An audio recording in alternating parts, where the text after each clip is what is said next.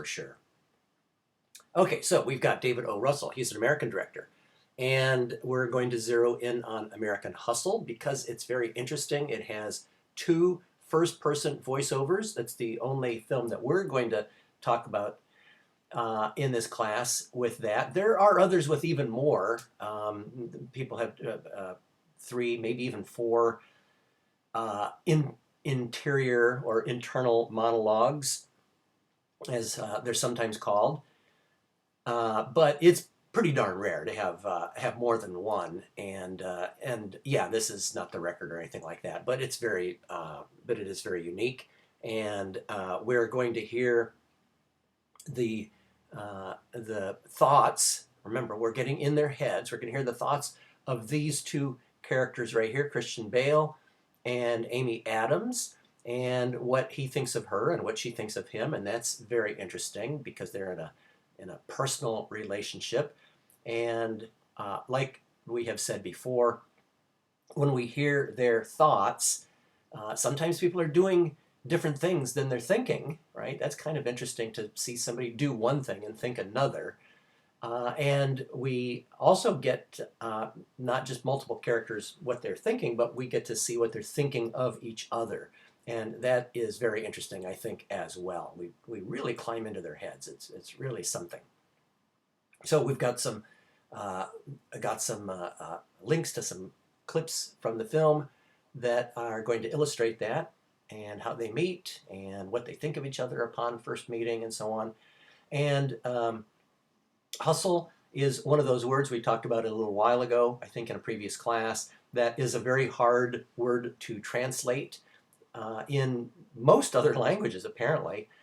Certainly non-European languages like possibly Mandarin or Cantonese, some Chinese languages, things like that. It's a very foreign concept. And so I don't know, maybe I should do a little research and find out how American Hustle was translated into some of these other languages. And then, of course, translated back into English, I guess, for me to know what they did. He has worked with these actors and actresses on numerous occasions, and that's a pretty good lineup. They're all really top-notch actors and actresses. And Christian Bale, Amy Adams, Jennifer Lawrence, Bradley Cooper, Robert De Niro, not seen in that picture, but that's a pretty darn good group of actors to I guess, befriend and decide that you work well together. We've talked about actors and directors pairing up all throughout the entire semester, with some going, I can't even remember the number, but they're up to 7, 8, 9 with like Tim Burton and Johnny Depp and people like that, and Robert De Niro and Martin Scorsese. So you must. My feeling is that it's just easier on the director. Okay, I hardly have to direct her. I hardly have to direct him. They know what I want, and it takes a lot of stress off me. I'm guessing that's what they think, and that's why they use them over and over again. And so some of his other films, Three Kings, which takes place during the Gulf War, and The Fighter, and that's where I believe Christian Bale won an Oscar, and Silver Linings Playbook, which is where Jennifer Lawrence won an Oscar, so all sorts of wonderful Oscar wins for all of these people. And there we see even down there on the, I guess this is the DVD, Silver Linings Playbook and The Fighter. And Silver Linings Playbook is a very interesting film. It's about mental health and the Bradley Cooper and Jennifer Lawrence characters as a romantic interest, and it is really a lot of fun. It's sort of a comedy drama, I guess you might call it. And so is this one, and that's kind of an interesting way to go. Sometimes I hear them called dramedies, and that's not a bad description. So I've got a link to the just to the trailer for Silver Linings Playbook, but it really, I think, is a good job of describing the film. All right, I hope you went back and watched some of that stuff. I think that's the best way to go. before moving on. And here we have one of our newest directors, at least for me to add to the class, and that is Edgar Wright. He is British and a director. There you go. And he has a very fast action style, editing, cutting, all that sort of thing. Very heavily stylized. He likes to sync action and music together. And there's a really nice documentary on YouTube that I've got linked from Every Frame a Painting. And I've used two in this class because the person that does those I think is really good. It's very insightful, and I think it's really good. And the one on Edgar Wright is on cutting. I think it's on cutting comedy, is what he calls it, and it's quite good. And it sort of has a nice overview of all of Edgar Wright's films. And let's take a look at some of those. The first three there, Shaun of the Dead, of course, taking off on Dawn of the Dead, Shaun of the Dead, Hot Fuzz, which is sort of a police comedy, and The World's End, which is, as it says, there's a zombie apocalypse kind of movie, but of course played lighter, much more comedy. And those three films, I've heard them called the Cornetto trilogy, and apparently Cornetto, it's an English or it's a British thing. There are three flavors of ice cream. I maybe here in the U.S. we call it Neapolitan. I'm not sure, but apparently the colors of the ice cream appear in the movies. Maybe I should do a little bit more on that, but I know they're called the Cornetto trilogy, and they are low budget and a lot of fun. And sometimes I think of those films like the Guy Ritchie films, the British underworld movies that he made. He had three of them before he just did The Gentleman, and it's kind of like that. I think for a lot of these directors, when they're forced to work with low budgets, and they just seem more free, not worried about studios giving them notes and telling them, "Oh my God, you've got 100 million of our dollars, and please be careful." And why do they have to be so unlikable, or do they have to do this, or do they have to do that? And directors really hate getting notes. I think I talked about this when we talked about George Lucas and why he wanted to take his Star Wars money and shoo the studios away. And I know every single director has to go through it, even Stanley Kubrick, and I really revere Stanley Kubrick, but even he had to deal with studios from time to time.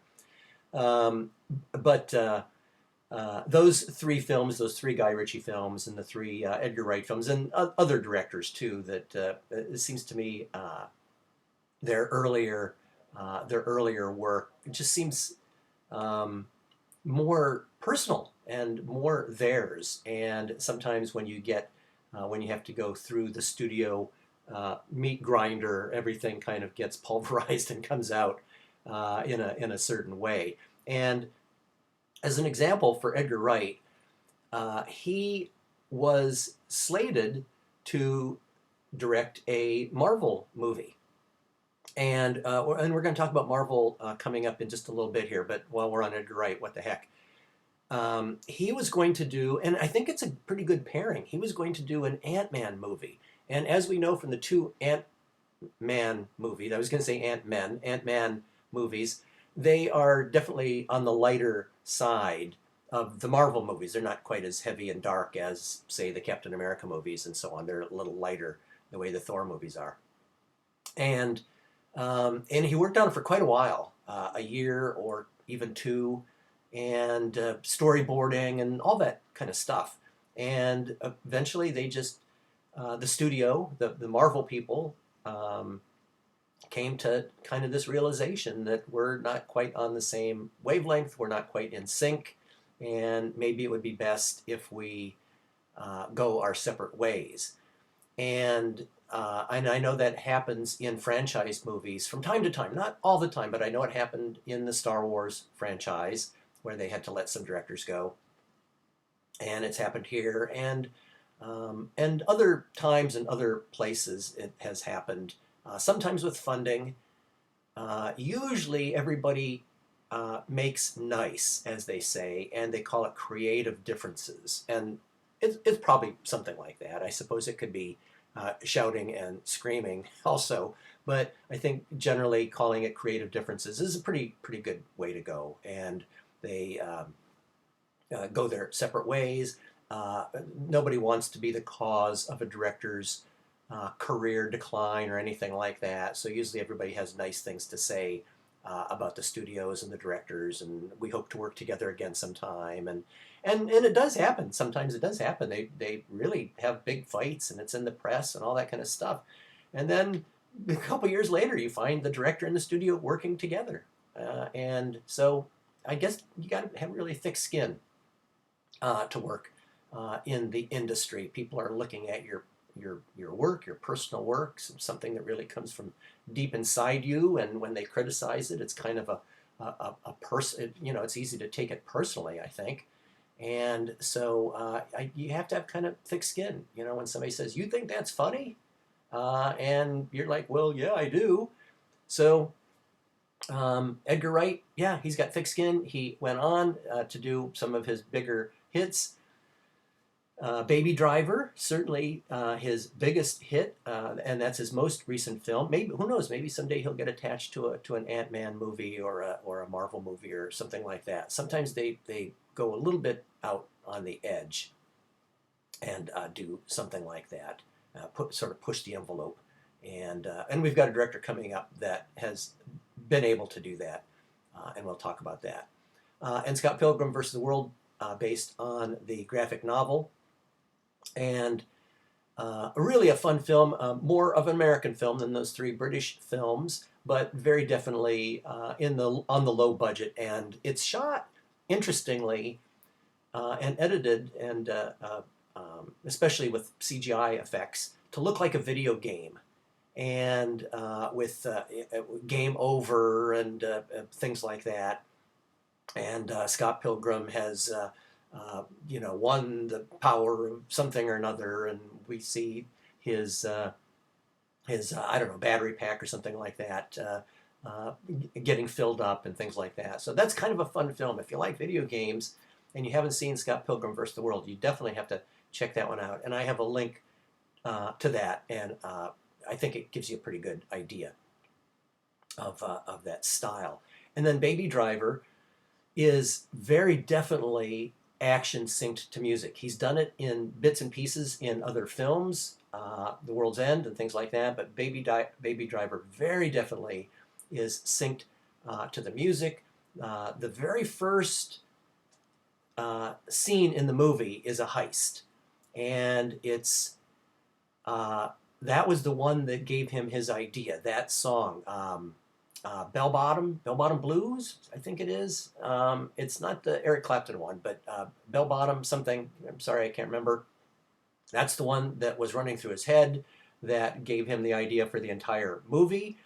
So I have a link to that, and it's a lot of fun. And then the very next link is to the very next scene in the movie, which is where the opening credits are, and it's called Coffee Run. And we see Baby, that's I guess his nickname, Baby, and the driver of the car, and he's going out on a coffee run. And as he walks, you can watch this now, since you can start and stop the YouTube linked clip. There is graffiti all over the streets that he's walking through. He's just walking 2 or 3 blocks to a coffee shop and then back, with the lyrics to the song that people are singing. And so check that out.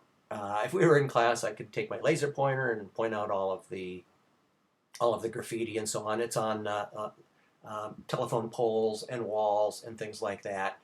And so that's kind of fun. If you haven't noticed that before, if you've already seen the movie, if you haven't noticed that before, or if this is your first time, then watch it maybe a couple of times, and you'll notice not all, but many of the lyrics to the song right there, kind of on the street. And then again, actions being synced to the music. So Edgar Wright, a lot of fun. He's got a bright career in front of him, and I think he's one of the very youngest directors, if not the youngest director. I don't know how old Wes Anderson is. or David O. Russell, but these guys are on the younger side of the whole thing. I don't know if I have any directors in. He might be in his 30s. That's pretty young for a director to be in a history class. Okay, let's move on.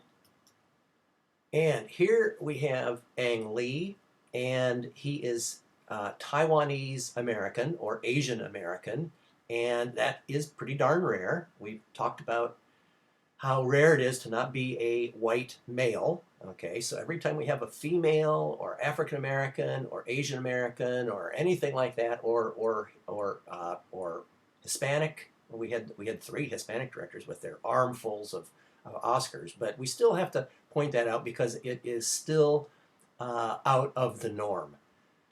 And so Ang Lee, Asian American.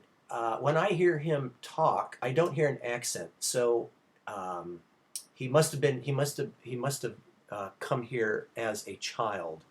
Most people that arrive in a new country keep their sort of their original accent, unless they're Meryl Streep, who's not a director. But they would keep their sort of their homegrown accent. And I don't hear anything with Ang Lee, so he must have come over as a child with his parents. But apparently, when you look him up, it says Taiwan American. He has 2 Oscars for directing, and that's pretty darn good. That is the most of any active director. Clint Eastwood, Steven Spielberg, Ang Lee. There might be 1 or 2 that I'm missing, but nobody's up to 3 or 4, I don't think. In the past, John Ford had 4, but and a few others had 3, but that's kind of the current limit.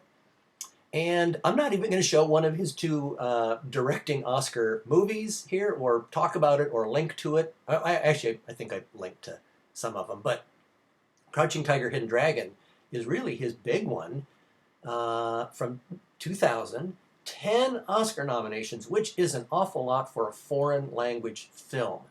And I don't want to say it's in Chinese because China has dozens of languages. And it would either be Cantonese or, what's the other? Mandarin. Okay, those are the 2 big languages in China. I think Cantonese is what they speak in Taiwan, and I think Mandarin is more like Beijing. So anyway, I'm not sure on that. Feel free to send me an email if you know for sure.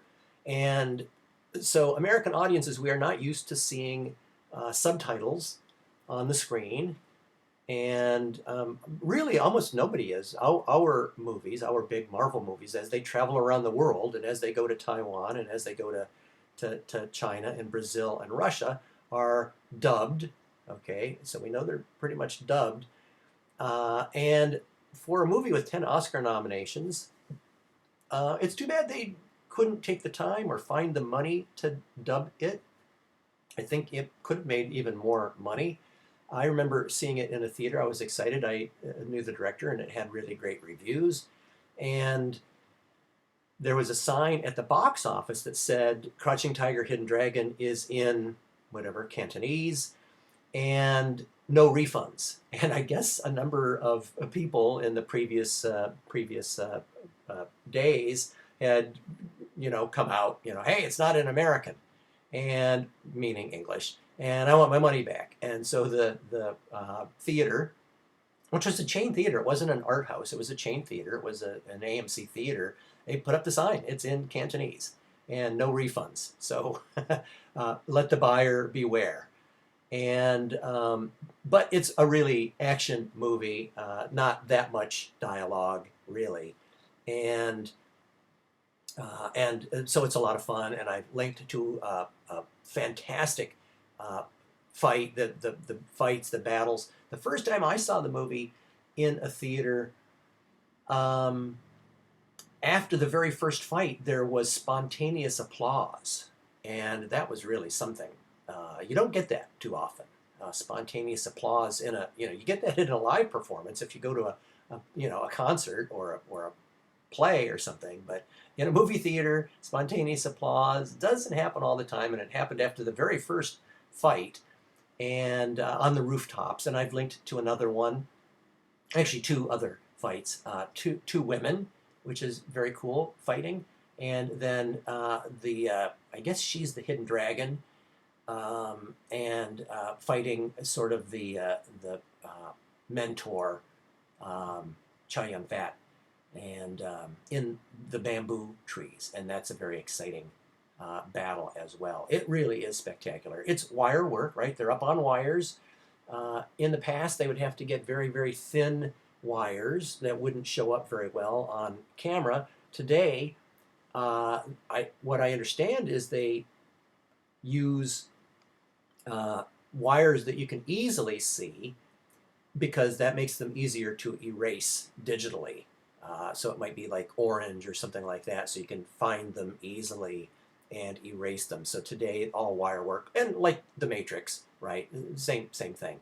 And I think the guy who did the action choreography for Crouching Tiger, Hidden Dragon is the same guy that did the action choreography for the Matrix.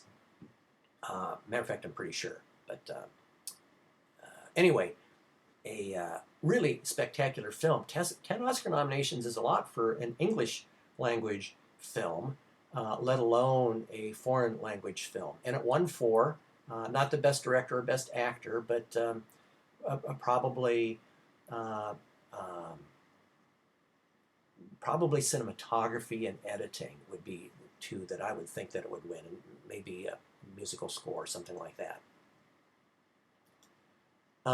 So other films by Ang Lee, the 2 Oscar films, there we go, Brokeback Mountain and Life of Pi, both really good films.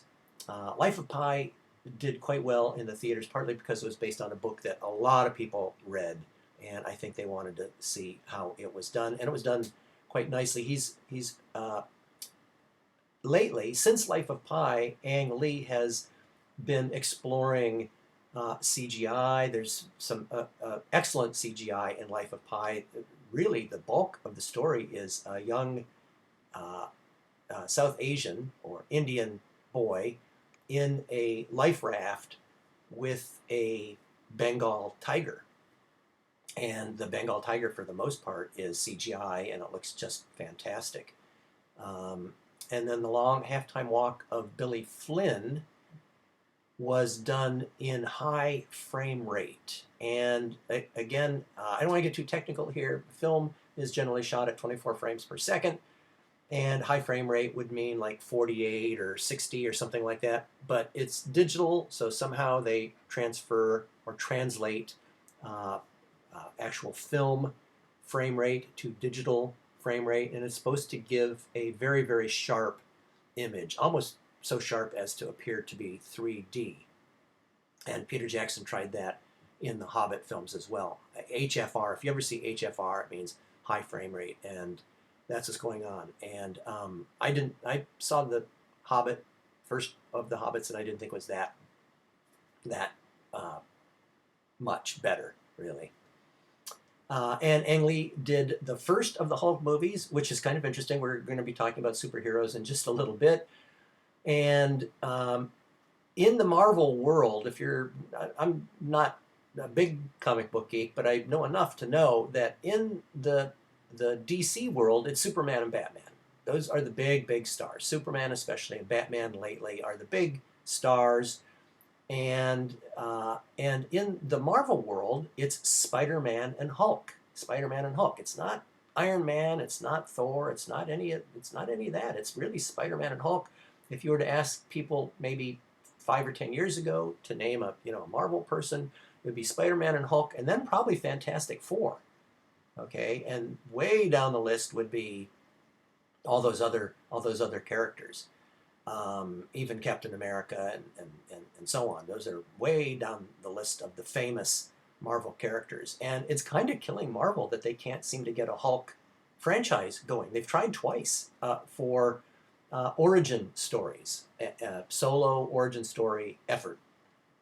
And they just can't do it. So Hulk seems to be okay as part of an ensemble in all those Avengers movies, he seems to fit in quite nicely and quite well, and Mark Ruffalo does fantastic work, but he can't seem to have his own franchise, and and that's very disconcerting, befuddling to the Marvel people. They can't quite figure out why they can't do that. But I think they've kind of settled on Hulk being with someone else, I guess. They can't quite carry a movie on his own. And then Gemini Man, and we're going to talk about Gemini Man in later on because Will Smith was de-aged substantially to play two versions of himself in the movie. His current age, I think I'm sure he's in his 50s. And then they de-aged him back to somewhere in his 20s when he was like Men in Black, very first Men in Black, something like that. So we'll talk about him later on when we get into CGI. Okay, so one of those directors that has done a superhero movie, but is an auteur, and that is Christopher Nolan. And it has sometimes it works just fine. The very first one to do that really is Tim Burton, and he did the very first two Batman movies, and they were huge hits. They made tons and tons of money back in the 80s. So if you're thinking that superhero movies kind of got kicked off somewhere around the 2000s with Avengers and Justice League and X-Men, then you're off by about 20 some years, and I would say much earlier than that. Witness the Tim Burton, the two Tim Burton movies. They made two more after that that weren't quite so good, but the two Tim Burton movies made tons and tons of money, and they were really quite good. So Batman, the Dark Knight trilogy, as they're called, and until very recently, the most famous of the Joker was the Heath Ledger Joker, and he was nominated and won Best Supporting Actor until recently. Okay, so apparently the Joker's a great character. I guess that there's Oscars going out to everybody that plays the Joker. I don't know. We'll see. Anyway, Christopher Nolan, psychological themes of identity, and we certainly get that in Batman. He's very definitely this rich playboy and this Dark Knight. And let's get a list of his films. There we go. He has that enviable career like Steven Spielberg and a few others, but I would say Steven Spielberg right there, to be able to do the popular, like the Batman movies, and the artistic, like really a lot of his movies right there, The Prestige and Inception and Interstellar and Dunkirk. And he's really managed, this is really amazing, to do big budget non-franchise movies. I'm not talking about the Batman movies, but with Dunkirk and Interstellar and Inception, those are big budget movies that did quite well at the box office. And that is just unheard of. It's just unheard of to do a big movie like that, $100 million budget with a really hard to sell story. Really hard to sell, and right there, much difficulty with marketing, difficult concepts. Now, he started with Memento, but that was a really low-budget movie, and it's told backwards. It's very interesting. It's not told literally with the words coming out of, it's not like that. But the very first scene in the movie is the very last chronological scene, and then the very next scene in the movie is the scene that would come before that. Okay, so backwards in that way with scenes, 5-minute scenes told backwards. And if you think about it, as a director and a co-screenwriter, I think his brother wrote the original story and then they worked together on the screenplay, you still have to think about your audience in the theater, and that they have to follow some kind of a plot that, we are all stuck in time. We have to go forward. Okay, time's arrow only goes forward for us. It can go backwards in any which direction in movies, but it can only go forward for us. So somehow he's going to tell this film scene by scene backwards, and yet there has to be some kind of a plot. Okay, and it works. It works. It's amazing. It works. So if you are interested in challenging stuff, check out Memento. It's really, really quite an amazing movie. Prestige, with turn of the last century magicians. Very interesting film, very challenging. And then we get Inception, and that's the film that I would have links and things to, the dream world and all of that. And I mean, there's a lot of weird rules in Inception. If you don't remember it, there's a lot of weird rules about 5 minutes in the dream world is equal to an hour in the real world, something like that. And the only way you can come out of the dream world is to be killed, and lots of weird rules and stuff that don't make any sense. They don't make any sense whatsoever. But it's a great movie. It's a really great movie. And he does that. And he does it again in Interstellar. He does it again in Interstellar with, I mean, it's science and stuff and how time passes so much slower when you're near places of heavier gravity and things like that.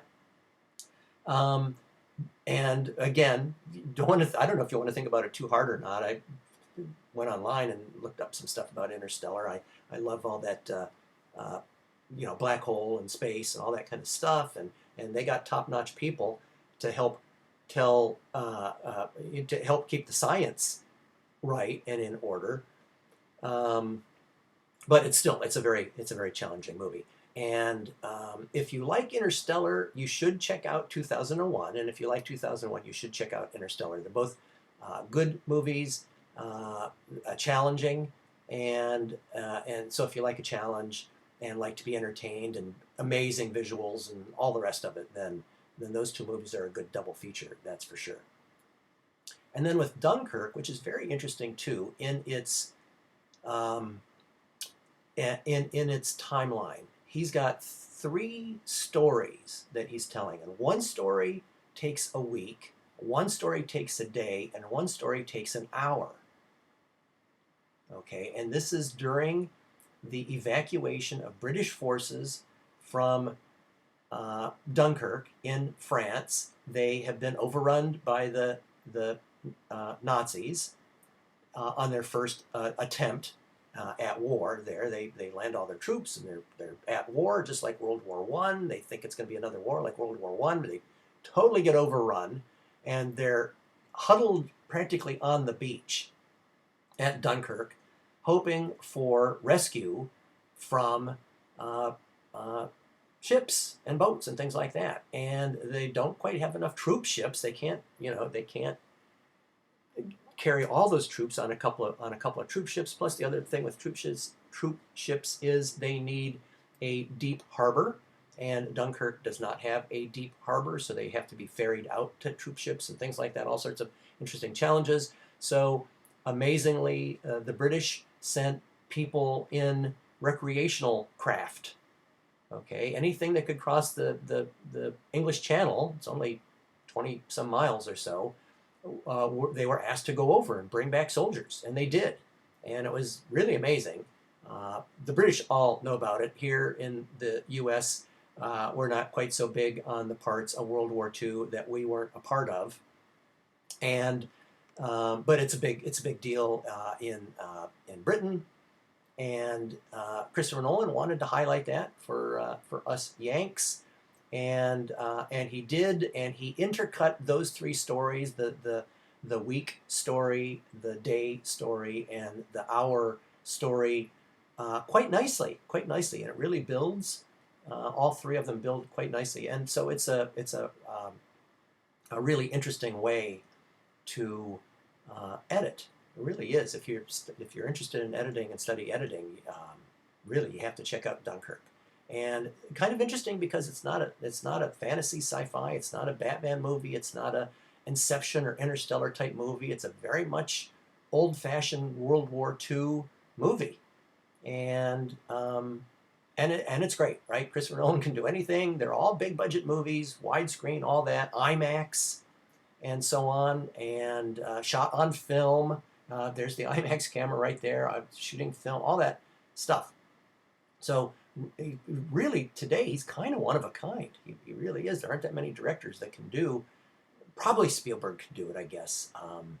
And I would say he already has with Saving Private Ryan, which is a big budget, thoughtful movie, very thoughtful movie, but not really a franchise or anything like that. So another World War II movie too. That's another one that you would pair that up with Dunkirk.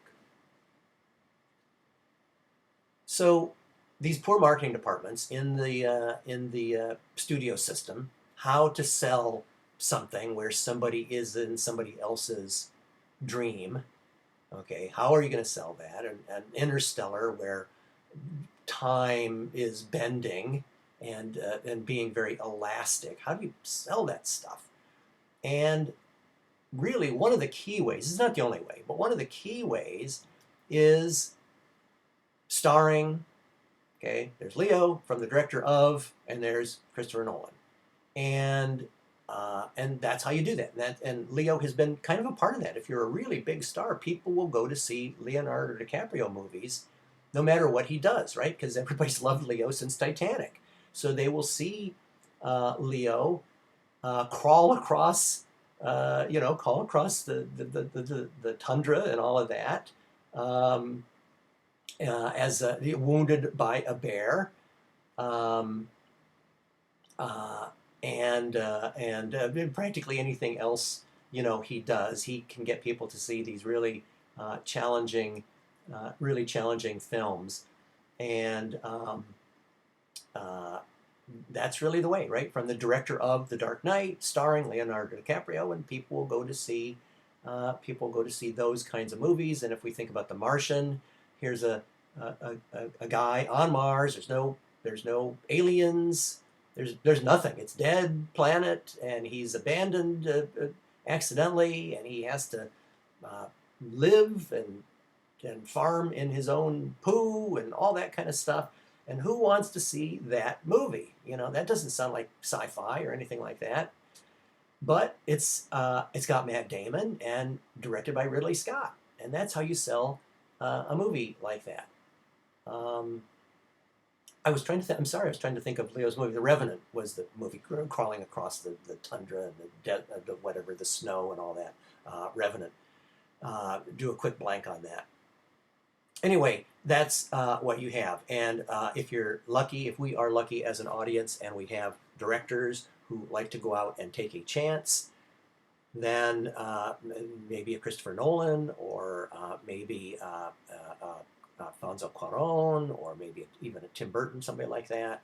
Steven Spielberg. We might see movies that are very challenging like that, because Steven Spielberg can make a movie with Tom Hanks, and maybe people will go see it, right? Everybody loves Tom Hanks. People know Steven Spielberg. They're not so sure about Bridge of Spies, which is a pretty good movie, and maybe some of the other movies that he's done, but that's what the marketing department is going to get stuck with, I think. Okay, so I think we got a couple more directors, but we're getting pretty close to the present. We're pretty close to the present here, and Peter Jackson, and you'll notice these last few here with Christopher Nolan and Peter Jackson, heavier on CGI and things like that, and that's kind of the direction that the movie business is going these days with the big budget movies, if it's a big budget movie. Peter Jackson, he's from New Zealand, and he did 3 Lord of the Rings movies, and King Kong, and then 3 Hobbit movies, trilogy, 3, and very interestingly, Lord of the Rings, LOTR, Lord of the Rings, and the Hobbit films were shot all 3 at once over about a year, because they're big movies. They're like 3 hours each, times 3. It's like, 9, almost 10 hours of movies. In the director's cut, it's like 11 or 12 hours of movie there on DVD and so on. And so shot for like a year, and then took a whole year because a lot of CGI, very CGI heavy, a whole year to put out the first one, and then another year to put out the second, and another year to put out the third, and that's the only way you can put out a 3-hour movie every year. Normally, if you're looking at even Harry Potter movies and Avengers movies, it's going to be 2 or 3 years apart. And the only way they could do, the 2 Avengers movies is they shot them simultaneously like that, and then edited them separately. Big movies tend to take years to do, months and months and months to shoot, and then months and months of CGI and editing and all of that. And so both of those trilogies, Lord of the Rings, once they were done with a year of shooting and a year of editing, then they could pop out the first movie, edit for a year, and the second, and the third, and so on. And so they were all shot together, edited separately, and they all, well, not quite all of the Hobbit movies. Andy Serkis played Gollum in the 2, he's not really in the first one, in 2 of the Lord of the Rings movies and the very first of the Hobbit movies, so I guess 3 altogether. And he is really the go-to guy for motion capture, mocap, motion capture acting, and he has even advised, been called in as an advisor on Avengers movies and some other movies, because he really knows the whole mocap thing and how to act for mocap, really, for these strange creatures and things like that. And he did King Kong too, and he's done other, he was good enough for Kong, so they tapped him, not Peter Jackson, but they tapped him for the Planet of the Apes movies, and he played Caesar. And he did some second unit directing on the Hobbit films, and he's done some acting as himself too. He'll never be, I don't think he'll ever be a lead actor, but as a character actor, they'll call him in to play the interesting parts of the movies. Steven Spielberg even pulled him in on Adventures of Tintin, again another motion capture movie. But he kind of looks, he's motion capture as a sort of a cartoon character, but he kind of looks like a little bit, well, maybe not. Okay, maybe I shouldn't have said that. It's more cartoony. He does some live action stuff in the King Kong movie.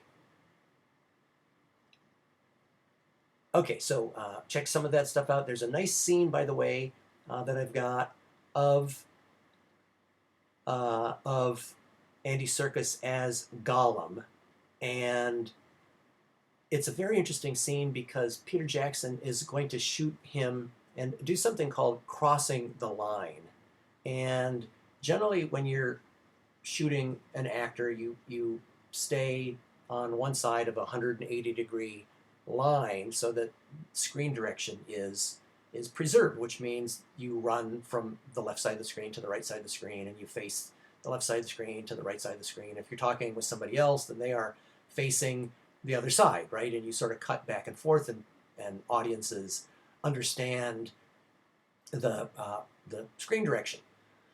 And Peter Jackson, he crossed it on purpose, and so when it's edited together, it looks like Gollum is talking to another character. There's Smeagol and Gollum, and he's kind of schizophrenic. He has a split personality, and his voice changes just ever a little bit.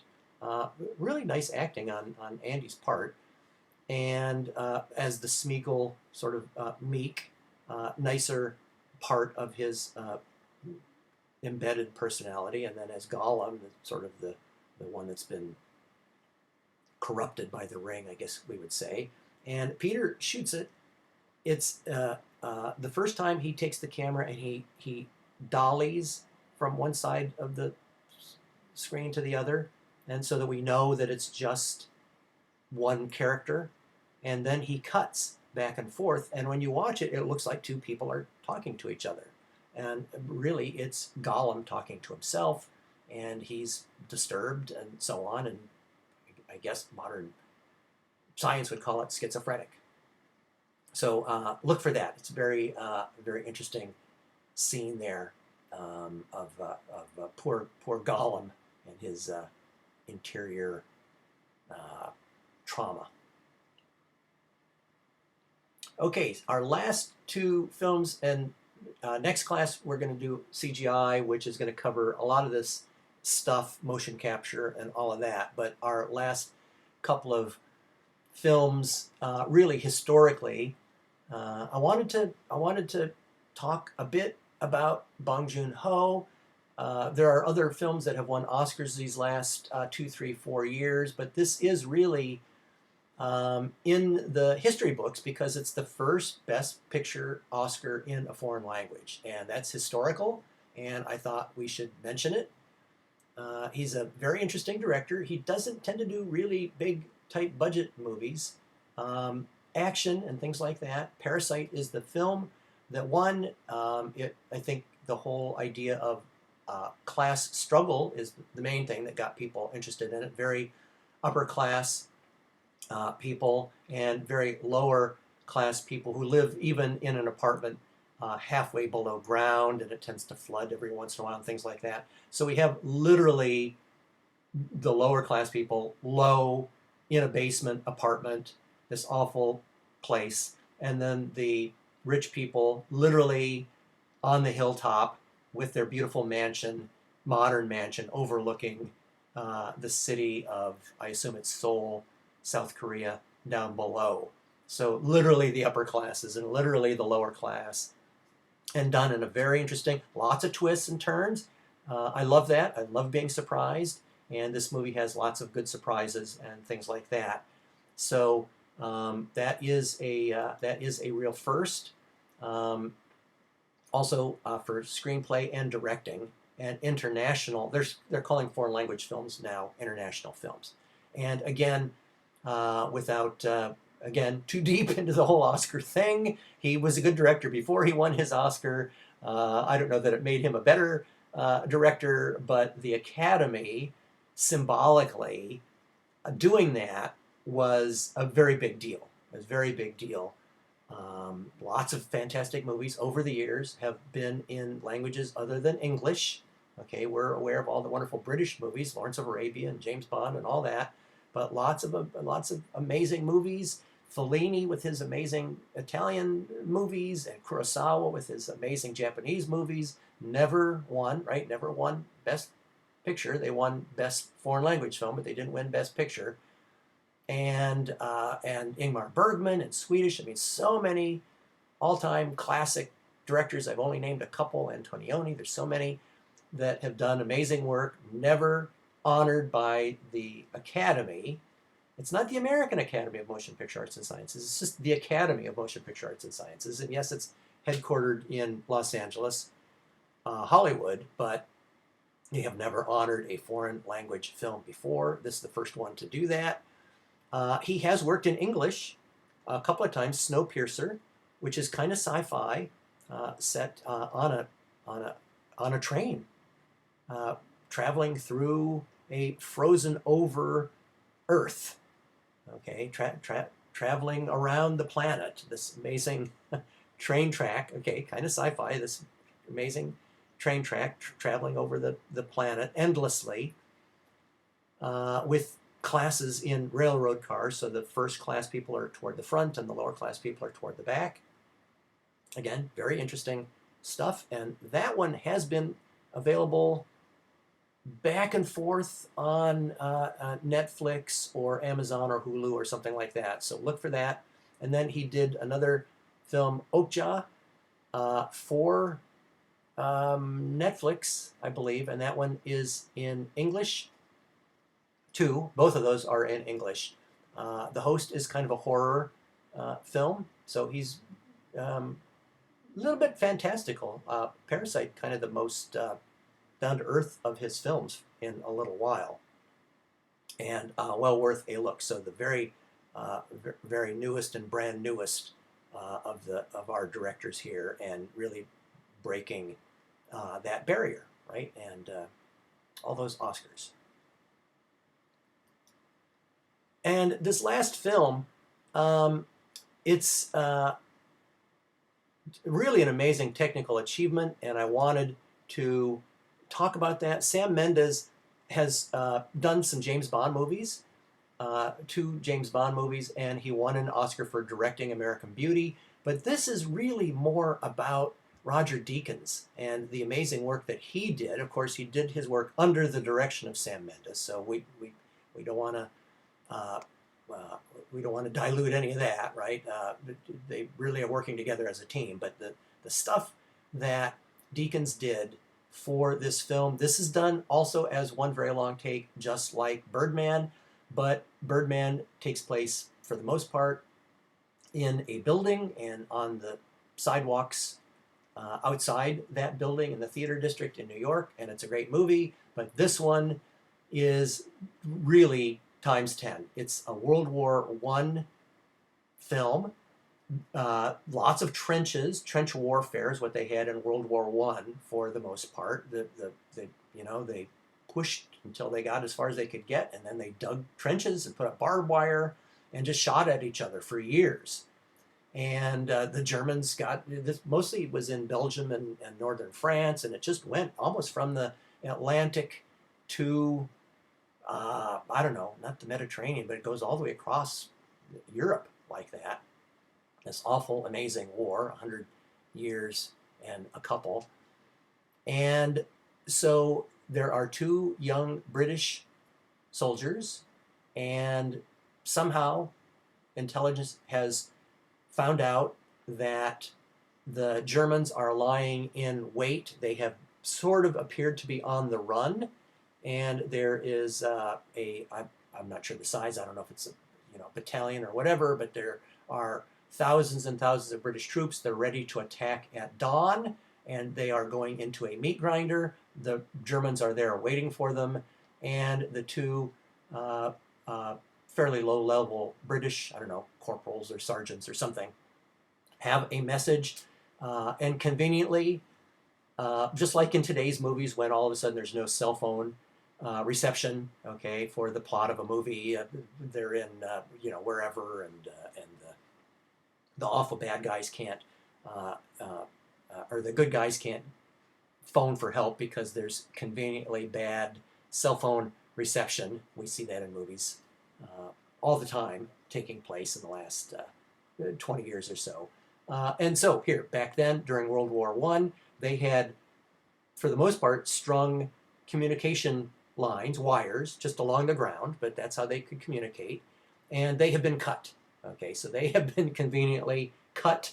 And so these 2 young British soldiers have to run, almost literally run, through trenches and other things, and fields and caves and all sorts of places.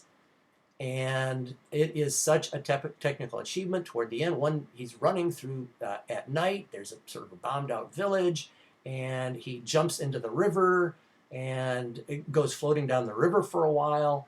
How they got that shot is amazing, and you will see how they got it, because I've linked to a wonderful how they did it YouTube clip, and sort of behind the scenes doc, like we used to only get on DVDs. Now they're putting them up on YouTube more and more frequently.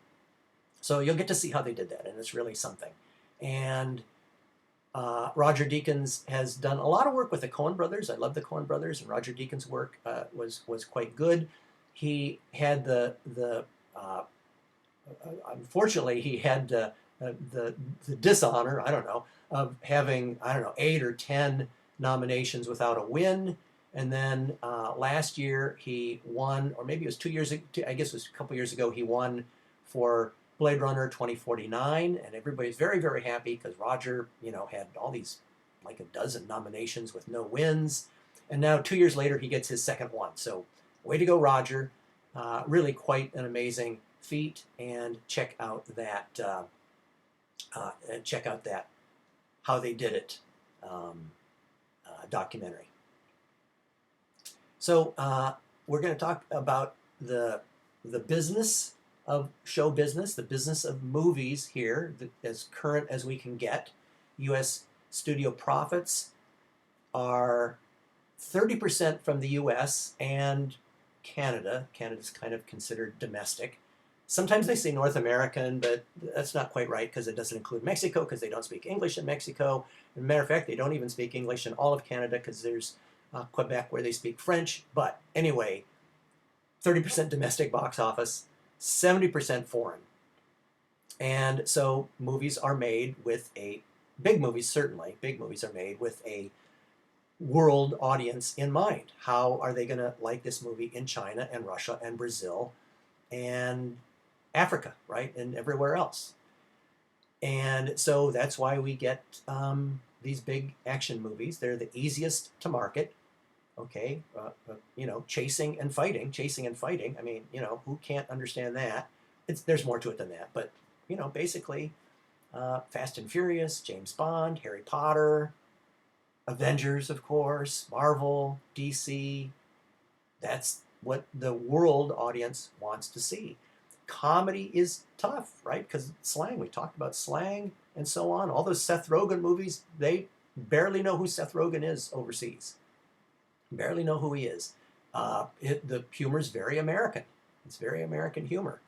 And it's hard to translate that to, far off cultures and things. So people like Seth Rogen are not big international stars the way the action stars are.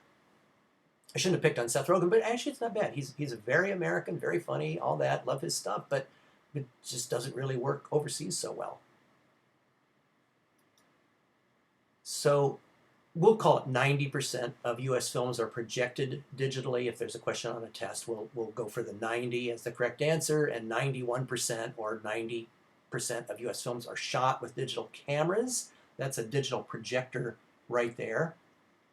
And here we see how film is projected. Apparently this theater is ready. They can slide this over if they've got a film to show. But for the most part, movies are with digital projectors and things like that. And that has changed quite a bit in about 10 years or so, 10 or 11 years. It was probably almost the reverse. It was probably like 10% projected digitally and 90% projected on film, maybe 10, 11, 12 years ago, something like that. So quite a reverse in the last, certainly since the Star Wars movies of the early 90s, and even since Avatar, when Avatar came out in 08, 09, I think it was, they didn't really have enough digital projectors to show it in 3D. Digital cameras also making a big claim on the marketplace. There are directors like Christopher Nolan who says he will shoot on film till his dying day, but that they are few and far between. So few films are shot. Really? Did you hear that? So few films. Okay, so few movies. Okay, and we're going to be calling them films forever, even though they're not. There's no film. There's no film, but we'll still call them films, I guess. Are shot with film cameras. And but we'll call them movies, but we'll call them films. And Kodak was ready to go out of business. They didn't. They weren't processing enough and selling enough actual Kodak film, and the studios had to sort of bail them out. They sort of said, please, we still have directors that like to shoot, and there's some of our big directors like Christopher Nolan. And some people go back and forth. Steven Spielberg goes back and forth, film, digital, but some directors still want to shoot with film, and so Kodak kind of got bailed out by the studios. Otherwise, it was, boy, you're up to 91%. Maybe it's 92 or 93 by now, and that's how you go out of business. But Kodak and some of the others, maybe Fuji, they're still around. This chart is really amazing. It is so perfect. Really, it's so perfect. Now, okay, first off, I don't know tape. Okay, I don't get that because digital is digital. I don't know how many people would shoot on videotape, so I would just get rid of this one down here altogether. But film, okay, here we are, 2000. and up and down, up and down, up and down. Pretty, where are we? 2008, right around Avatar. 2009, okay, 10, 11, and look at that right here. And with digital, hardly any. Back when George Lucas is doing The Phantom Menace and all that, one of the very only few films shot with digital cameras, things like that. We'll talk about that when we talk about CGI. Hardly any. 2, 3, 4, 5, 6. They start coming up 2005, 6, 7. Okay. And kind of sharp here, 9, 10. Like I said, right around Avatar and things like that. And right here, what is that? March of 2012. Okay, February of 2012. 2012, there we go. Film and digital cross, right? They meet, they have the same amount of movies are shot on film and the same amount of movies are shot digitally in 2012. And then it's sharp up, up, up, flatten out a little bit, and up, up, and now we're into the 90+%. Apparently it's 91, 92%. And film is down, okay, and diving, that's a straight line, right? 2 years later, I'm sure they're down to that 9% there, or whatever it is. Okay, so this graph, it tells a story brilliantly. Okay, really tells a story brilliantly. Okay, so a couple business terms. Platforms is how a product gets put out. Okay, so for movies, films, theaters, broadcast, streaming, games, internet, and so on.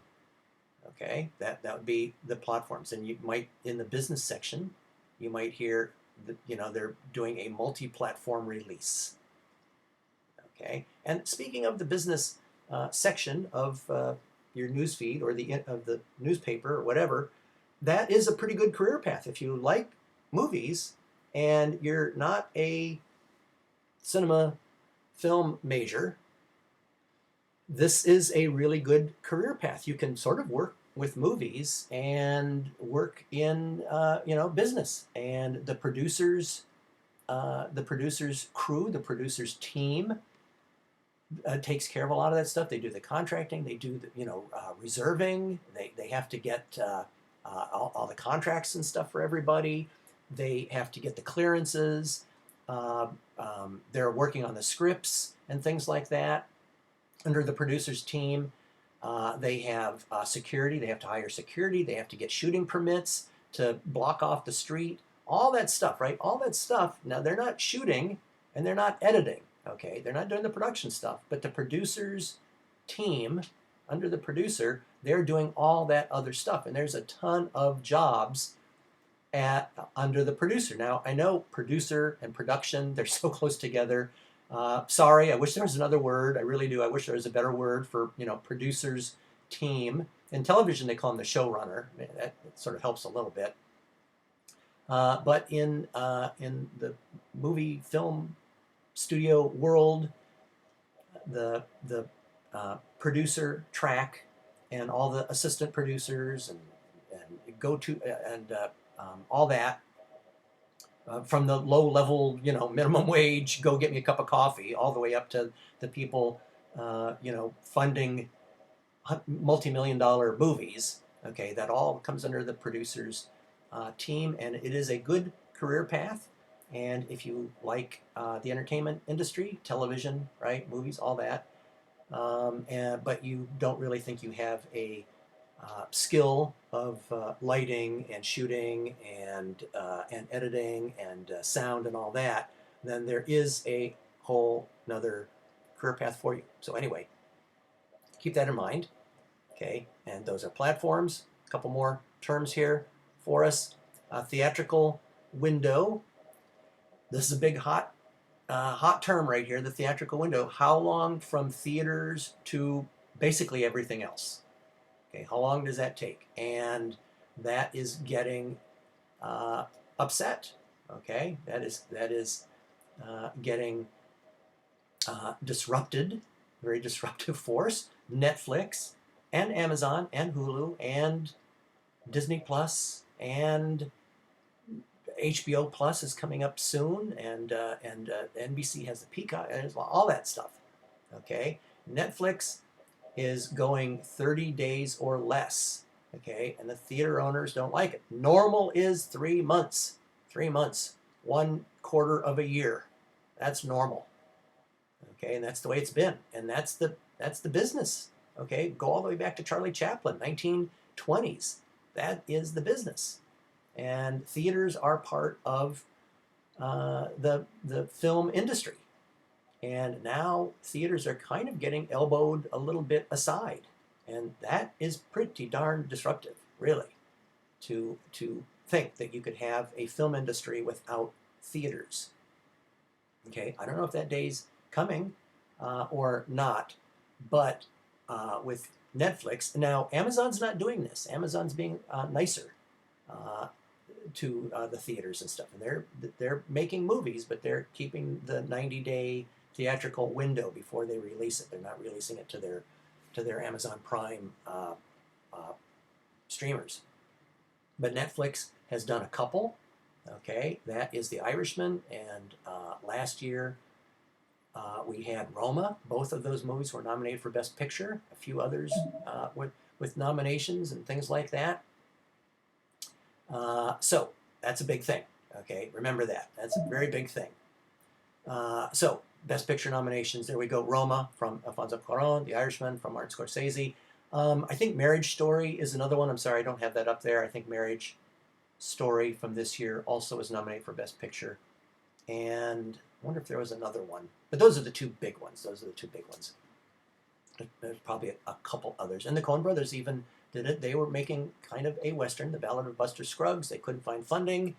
It was an anthology, which means it was 6 short stories sort of packaged together into a 2-hour theatrical experience, I guess you call it. And so even the Coen brothers went the Netflix route. Day and date is when a film is available in theaters and home on the same day. Netflix hasn't quite gone that far yet. They kept a 30-day window before The Irishman and Roma came out. And a few are playing with that.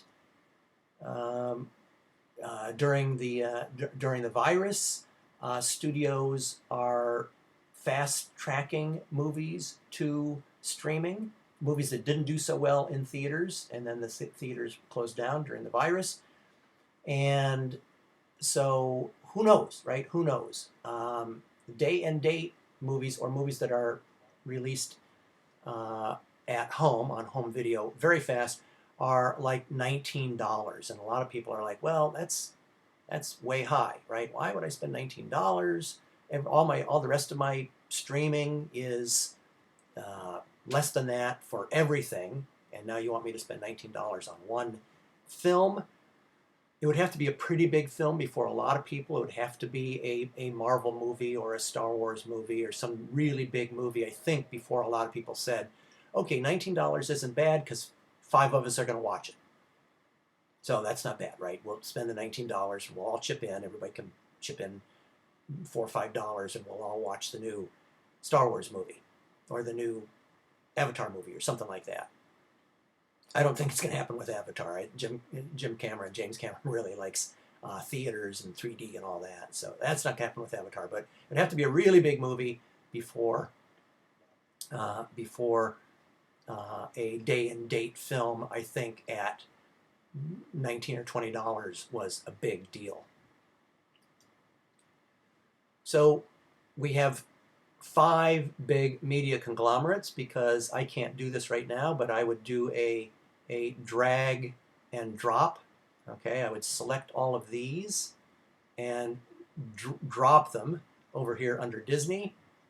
And because Disney picked up Fox, not Fox News, but they've got 20th Century Fox, the Fox ones. I'm not sure if they have Blue Sky or not, but the movies, okay, would be over here under Disney. To go with like everything else, hard to tell. There's the Disney movies, of course. Pixar, Marvel, That's Lucasfilm. It's hard to see, but that's Lucasfilm. They have Muppets and so on, and Touchstone, which is sort of their non-PG Disney movies, maybe PG-13, maybe R under Touchstone, and all of that. Okay, and so there we have assets from 20th Century Fox, but basically drag and drop that over there. 5 media conglomerates these days, and that means we're getting most of our entertainment from just 5 companies. That's really an oligopoly, right? Very, very few. And who knows, right? Who knows the future? CBS sort of just reformed. CBS and Showtime were separate. Now they've been reformed. They were one company and then 2 companies and then one company again. Comcast is with NBC. Disney is with ABC, so we see that they are working together with TV networks and things like that, which are becoming, I know, slightly more irrelevant these days. I know a lot of people barely watch over-the-air TV, but anyway, there's that. Warner, HBO, and all that. So they are aligned with television as well, but not broadcast television. So consolidation is the key. It's really a lot of consolidation. So sci-fi tends to use allegory. We have Animal Farm, 1984, things like that. So allegory is a key in all this. Reboot is a key in all this. So many movies have been rebooted, and I wanted to mention the whole allegory thing because in X-Men 2, if you go to YouTube, it actually says so-and-so's coming out, and the whole scene plays like one of those after-school specials of a young teen announcing to his or her parents that they are gay, and they play it just like that, only they are telling their parents that they are a mutant.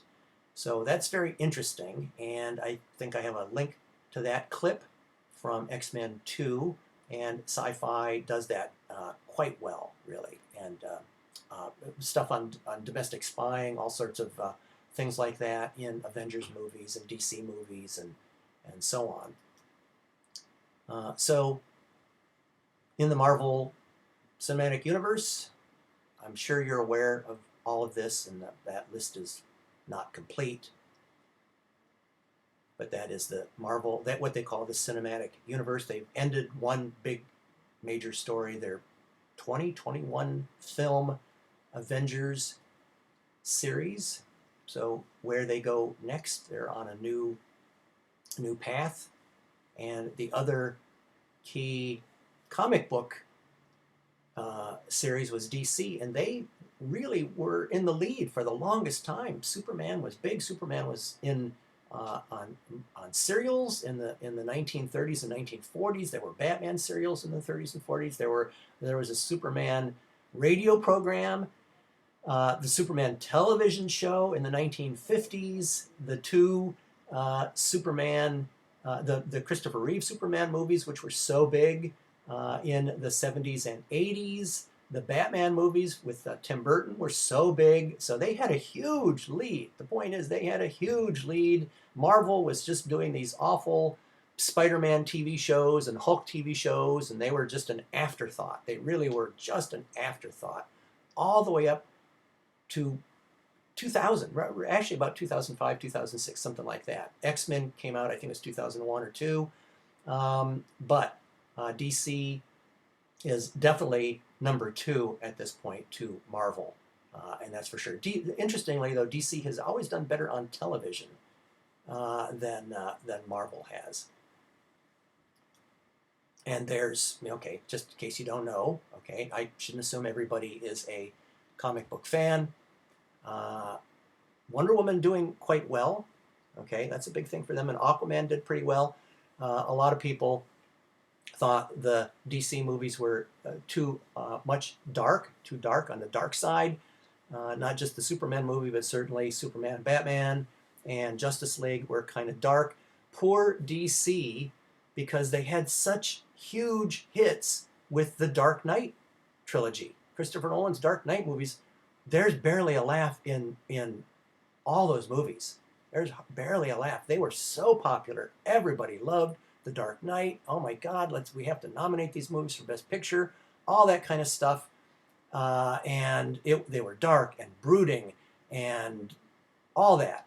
And they tried to keep it, right? They tried to make more dark Batman movies, more dark Superman movies, all that. It just didn't work. Everybody loved the Marvel movies. Everybody loved the jokiness. Oh, look at the way, Captain America and Iron Man are bickering and so on and joking, and Thor, and how much fun they are, right? They were fun movies.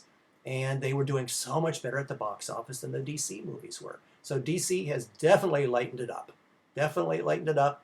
Aquaman and Wonder Woman, definitely lighter. They're not quite as light as Ant-Man, but definitely lighter.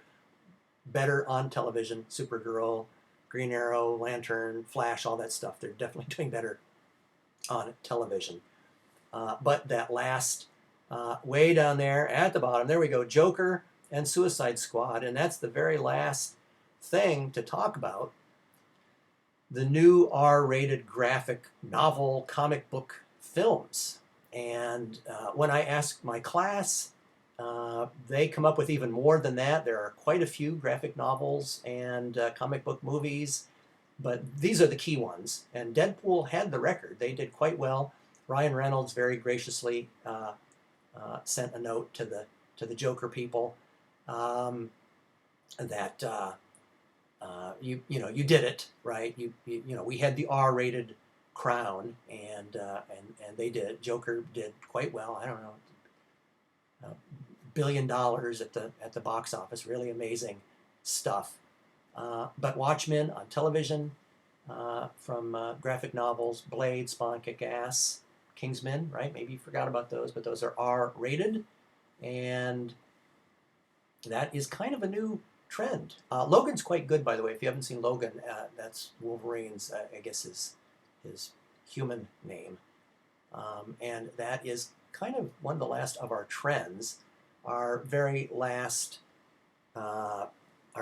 class is going to be kind of an overview of CGI, which is so important in all of these movies, not just the superhero movies, but even James Bond movies and Fast and Furious movies, and then, of course, fantasy movies, Harry Potter, and Star Wars and all that. So it's kind of a big thing. I will do a last class as a history of CGI